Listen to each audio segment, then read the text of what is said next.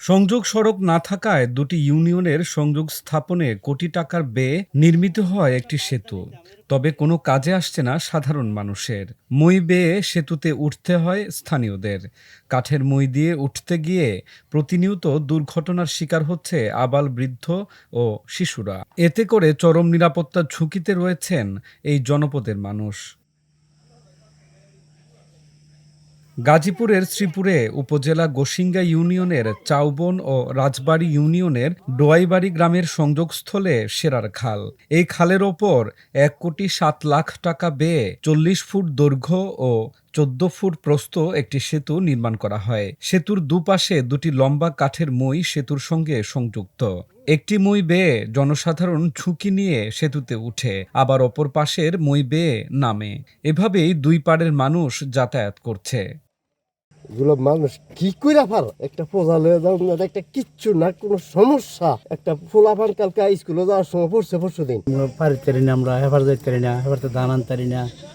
হ্যাঁ, আমার বিভিন্ন অসুবিধায় যে একটা বছর ধরে ফেলাইতেছে, এটা কোনো কাজকর্ম করতে আসছে না। স্থানীয় বাসিন্দাদের অভিযোগ, সেতুর দুপাশে সংযোগ সড়ক নির্মাণের কোনো অগ্রগতি নেই সংশ্লিষ্টদের। সংযোগ সড়ক নির্মাণ না হওয়াতে প্রতিনিয়ত মই থেকে পড়ে দুর্ঘটনার শিকার হচ্ছে শিশু ও বয়স্ক মানুষেরা। যখন বৃষ্টিপাত হয় তখন আমরাই পার হইতে পারি না। আমার বাপের বাড়ি ড্রাইভারি, আমগো ব্রিজের অনেক দরকার, রাস্তারও অনেক দরকার। রাস্তা ছাড়া আমগো দিয়ে দেশের উন্নয়ন হইব কিভাবে?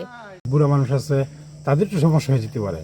এরকম একটা এই এতটুকু গভীর তো হলেও ডর বয়ে আছে, তো এই জন্য এটুকু হয়ে গেলে আঙ্গুর সুবিধা সবারই জন্য আর কি, গাড়ি করে যেতে পারবো।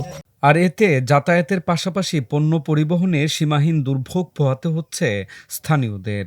সংশ্লিষ্ট কর্তৃপক্ষ বলছে, মাটির সংকটের কারণে কাজের এই ধীরগতি।